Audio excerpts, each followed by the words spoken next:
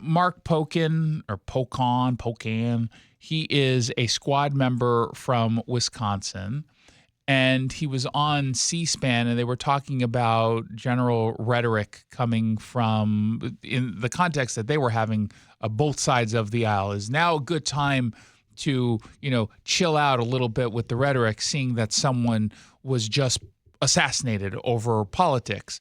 And, Marc Pocan and the squad and the radical base of the squad, they have a tendency to call conservative Nazis all the time. And he defends it. He tries to have it both ways. Listen to this answer. Do you think we throw around Nazi too often? Probably, but also I think it's really important people know their history, because if you know the history of what happened, you'll know there were certain events that sparked overreactions. And what we don't want to happen is that ever to happen again. And right now, you could see an overreaction to an incident like this that could not be good for the country. Oof. Okay, where do we begin?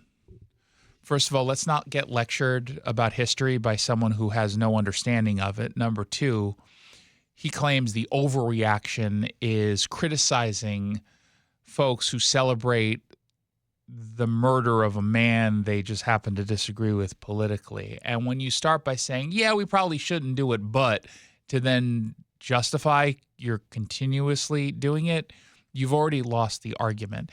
If you cannot win an argument without calling the other side a Nazi or Hitler or a fascist, whatever, it means you are not in control of the facts. You don't have any on your side. And of course, we've said that before. We'll say it again, unfortunately. There is no doubt in my mind that literally nothing will change as a result of the assassination of Charlie Kirk, except more people will have woken up to the fact that one party in this country right now has completely lost their direction. They have lost any sort of moral clarity. And maybe in the long term, things will change because people will stop voting for Democrats, or at least the Democrats who are taking these unhinged positions. But after the first assassination attempt of Donald Trump, things, I think, went back to normal after maybe 2 weeks. The second assassination attempt, things went back to normal in maybe 2 seconds.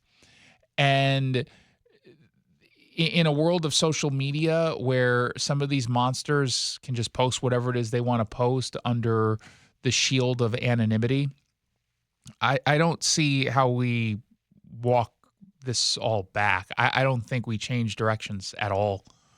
And that just ensures more violence. And eventually the violence is going to come from the right in response to violence from the left. And then, of course, the left will claim that, see, we told you there's a right-wing violence problem, completely ignoring the issue here. And I don't know what else needs to happen in the short term for things to change.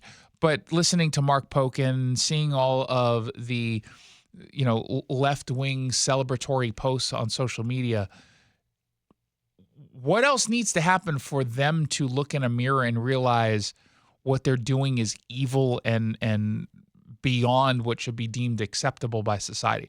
I don't know the answer to that. I just know that one might argue someone who's 31 years old, a loving husband and father, being murdered in cold blood in front of thousands of people, one might say that that should be the turning point, and yet it wasn't. So what else needs to happen?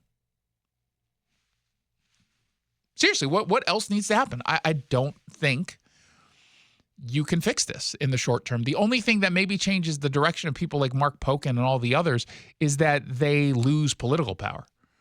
Like, this becomes purely a political issue in that we're going to politically punish people who hold these horrific positions or justify people who hold these horrific positions.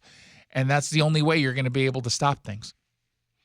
I think there was, after this, there was a handful of media members, not even outlets outside of conservative, but just like left-leaning or left-wing media outlets, clearly didn't change their tone, but some members of the press did. How long that lasts, I don't know. You can already see, again, people retreating from all of it, but it is a sickness. It's a sickness. And they continue to pretend that the problem is on the right, which means they're definitely not going to, on the left, address their own issues. And again, as I said the other day, we have our share of crazies on the right. There's no doubt about that. We do. But the problem is, if you're not addressing crazies on one side that outweigh the crazies on the other, we can address our crazies all we want. It's not going to change the problem except just make us bigger targets, I guess. And I'd prefer not to be a target. I know, shocking confession. 1-800